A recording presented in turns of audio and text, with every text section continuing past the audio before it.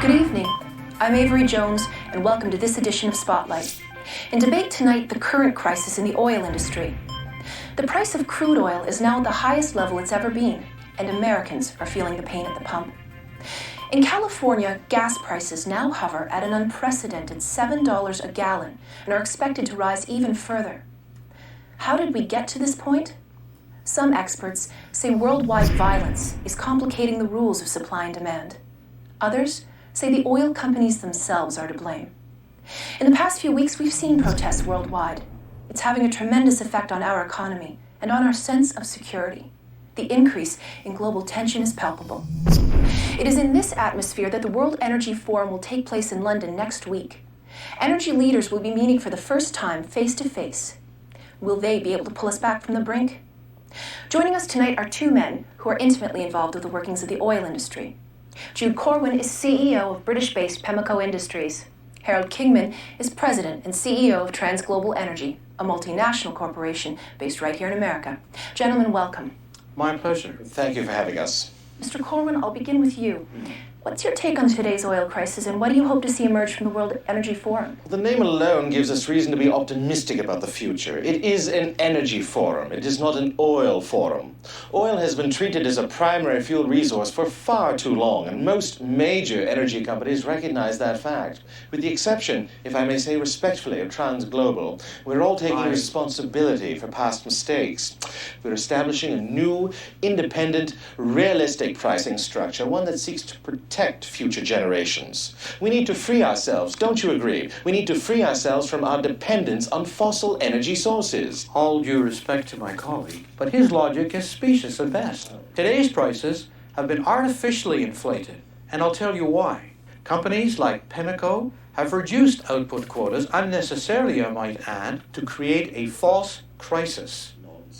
These companies have pursued an aggressive merger and acquisition strategy for the past couple of years, in essence, creating a new unregulated version of OPEC. They're in a position to dictate prices. We've seen the financial results of that position, and it's not a pretty sight. Mr. Corwin, how would you respond to these allegations? Well, it's conspiracy theory balderdash. It's absolutely absurd. Yes, it is. It's absurd to think that we can continue to treat oil as an inexpensive commodity. I remind you, sir, that it is a finite resource.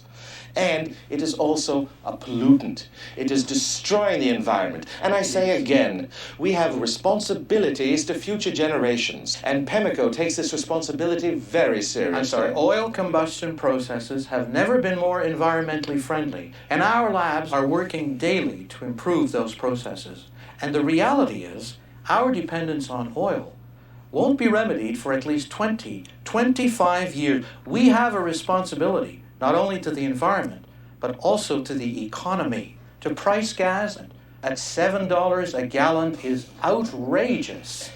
Outrageous. Extreme policies like that could stall growth and create recessions worldwide. It's only through continued growth that we'll be able to make oil consumption cleaner and more energy efficient.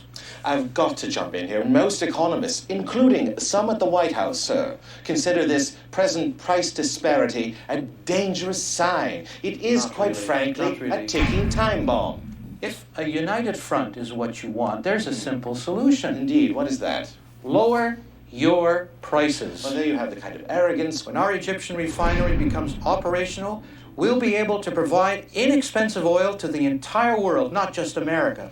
Egypt is a perilous mistake. It's the largest oil vein ever discovered. It's going to completely transform the supply-demand equation. Our technology is advancing at a staggering pace.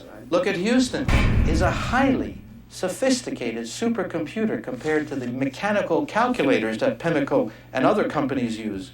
And the Egyptian refinery will be 10 times more advanced than the one in Texas. It's time for my colleagues to face facts and to prepare for the future. It's coming, whether they like it or not. What if recent terrorist attacks against energy holdings?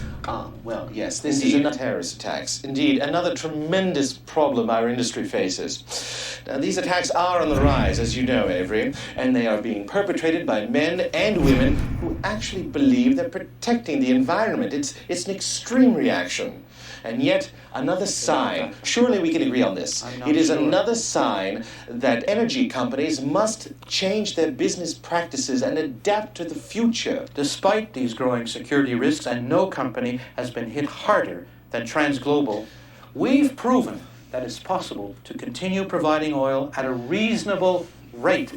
What is the issue is the fact that companies like PIMCO are raising oil prices. That puts people in a desperate situation, which leads to a desire for a scapegoat.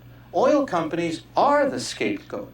It's an unfortunate state of affairs, and it's one we mean to solve. No, I'm sorry. Desperation is... I'm sorry, gentlemen, that's all the time we have tonight. I'll see both of you next week from the World Energy Forum in London. This is Avery Jones for Spotlight. Good night.